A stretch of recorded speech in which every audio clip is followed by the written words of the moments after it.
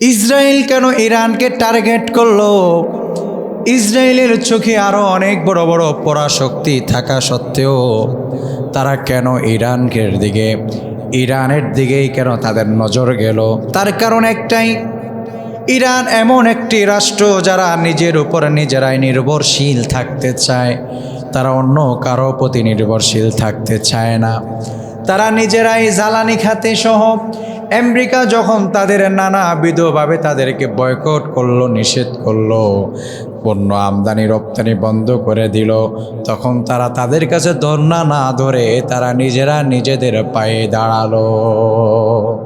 গোটা পৃথিবী আজ জিম্বি হয়ে আছে, আতঙ্কে আছে, স্তব্ধ হয়ে আছে একটি রাষ্ট্রের কাছে। সে রাষ্ট্রের নাম কি? ইসরায়েল। সারা পৃথিবীতে যত জনগোষ্ঠী আছে, এই জনগোষ্ঠীর 100 ভাগের 1 ভাগও যাদের জনসংখ্যা নেই, অথচ এই তাদের কাছে আজ গোটা পৃথিবী জিম্বি হয়ে আছে। আমার প্রিয় ভাইয়েরা, বর্তমানে আপনারা সকলেই জানেন ইরানের সাথে ইসরায়েলের যুদ্ধ চলমান রয়েছে।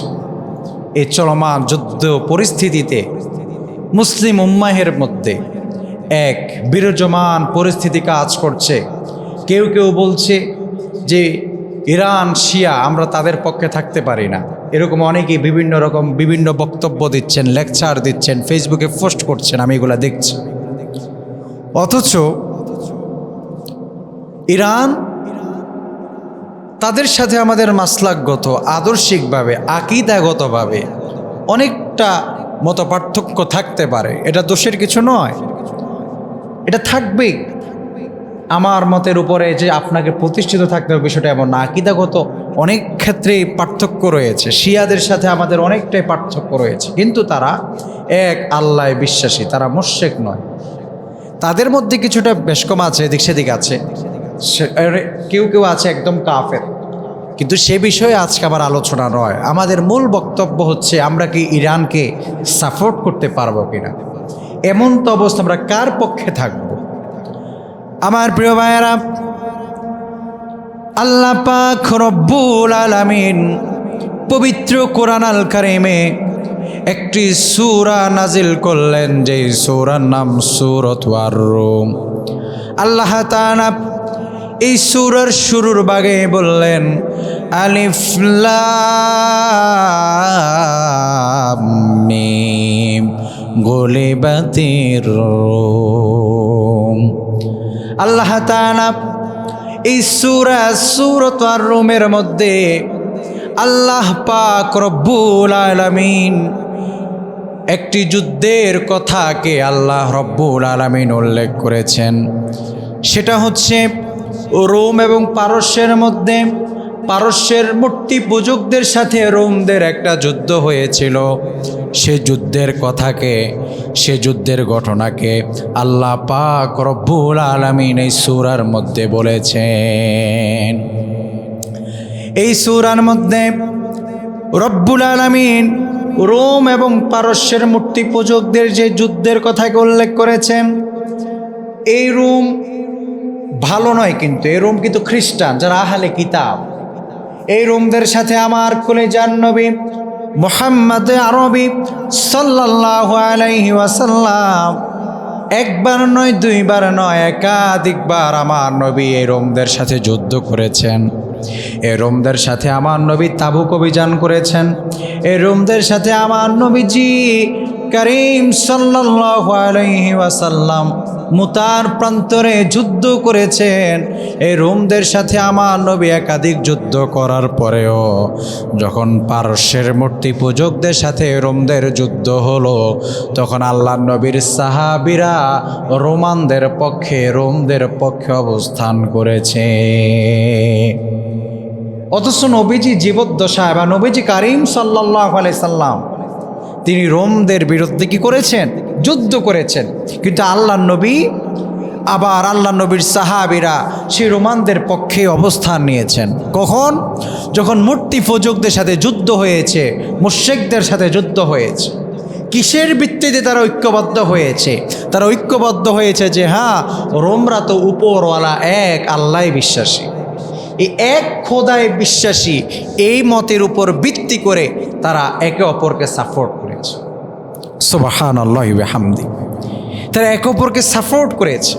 সে জায়গা থেকে এই ঘটনাকে সামনে রেখে আমরা বলতেই পারি যে আমরা ইরানকে সাপোর্ট, নিরঙ্কুশভাবে একদম কোনো টেনশন ছাড়া আমরা ইরানের পক্ষে থাকব। আবার প্রিয় ভাইয়েরা, আমেরিকার এটা পছন্দ হয় না। ইরান তাদের ইমানকে আমেরিকার সামনে বিক্রি করে নাই। যেখানে আরবের শায়েখরা বড় বড় জুব্বা পরে, পাঞ্জাবি পরে ফিলিস্তিনের পক্ষে, ইসরায়েলের বিরুদ্ধে কথা বলতে পারে না, সেখানে আমার প্রিয় এই ইরানবাসী, Iran president Ayatollah Ali Khamenei, তিনি স্পষ্ট ভাষায় তাদের পক্ষে, তাদের সাথে থেকে কাজ করেছেন, কথা বলেছেন। এই আমেরিকা, এরা এমন নিকৃষ্ট জাতি।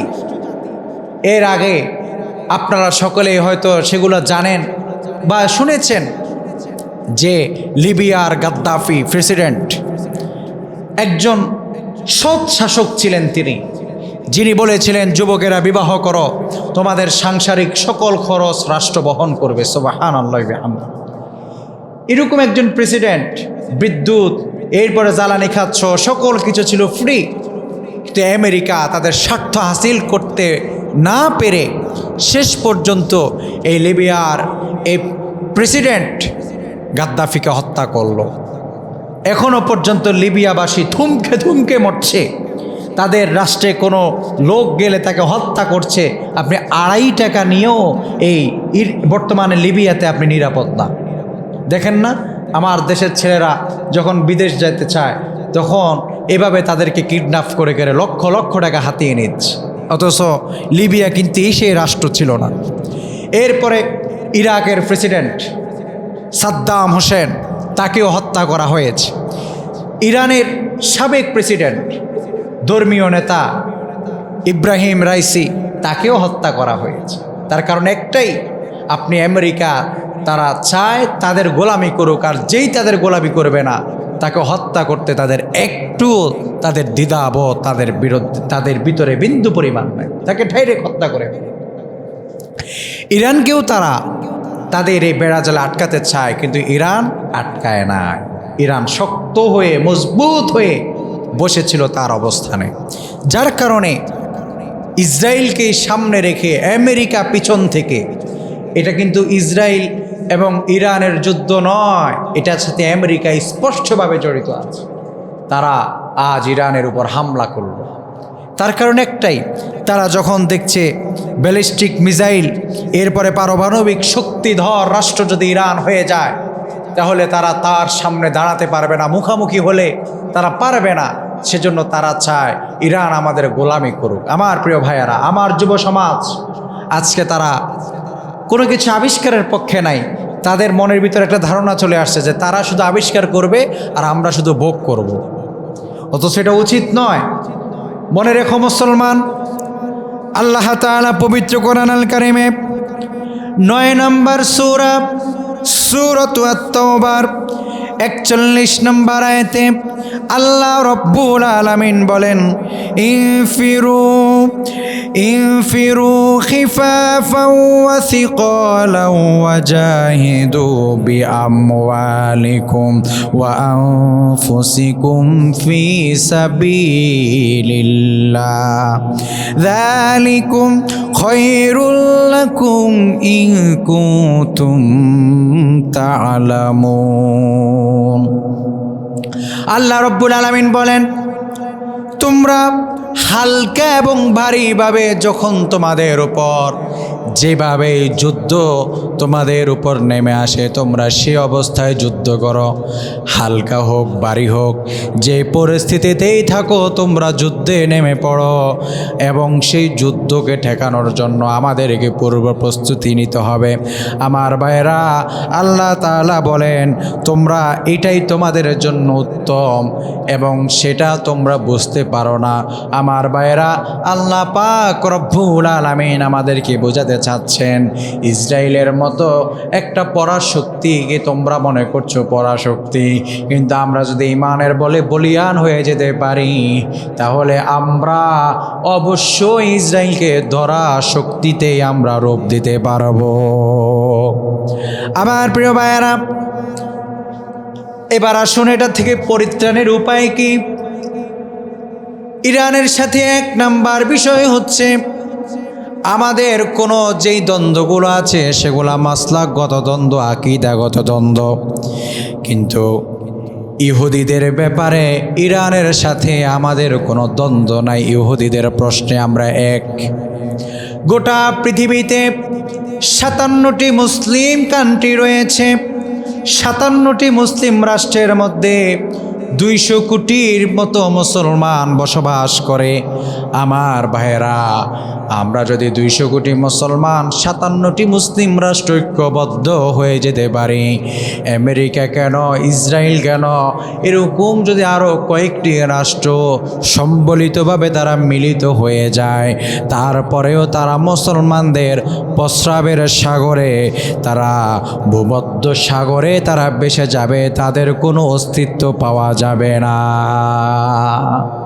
তাদের কোনো অস্তিত্ব পাওয়া যাবে না। আমার ভাইয়েরা, ভালো করে মনোযোগ সহকারে শুনবেন। এই কুখ্যাত রাষ্ট্র, জালেম রাষ্ট্র, মানবতাকে লুণ্ঠনকারী রাষ্ট্র ইসরায়েল, তাদেরকে আমার ব্যক্তিগত বক্তব্য হচ্ছে তাদের বিরুদ্ধে যদি কোনো কুকুরও তাদের বিরুদ্ধে থাকে আমি সেই কুকুরকে সাপোর্ট করব। তার কারণ হচ্ছে এরা এত নিকৃষ্ট জাতি, এদের বিরুদ্ধে যে দাঁড়ায় মুসলমানরা তাকে সাপোর্ট করা, তাদের সহযোগিতা করা আমি মনে করি অবশ্যই করণীয়। এটা জালেম। মুসলমান কোনোদিন জালেমের পক্ষ অবলম্বন করতে পারে না, মুসলমান মজলুমের পক্ষে অবস্থান করবে। যদি মুসলমান দেখে মুসলমান ভাই আমার আপন ভাই সে জালেম আর বিধর্মী ভাই মজলুম, তাহলে আমি বলবো একজন মুসলমানের ইমানি দায়িত্ব হলো ওই বেদুইনের পক্ষে দাঁড়ানো আর ওই জালেম মুসলমান ভাইয়ের বিরুদ্ধে দাঁড়ানো। এটা ইমানের দাবি। মুসলমান কখনো জালেমকে সহযোগিতা করতে পারে না, সাপোর্ট করতে পারে না। মুসলমান জালেমের বিরুদ্ধে থাকবে আর মজলুমের পক্ষে থাকবে।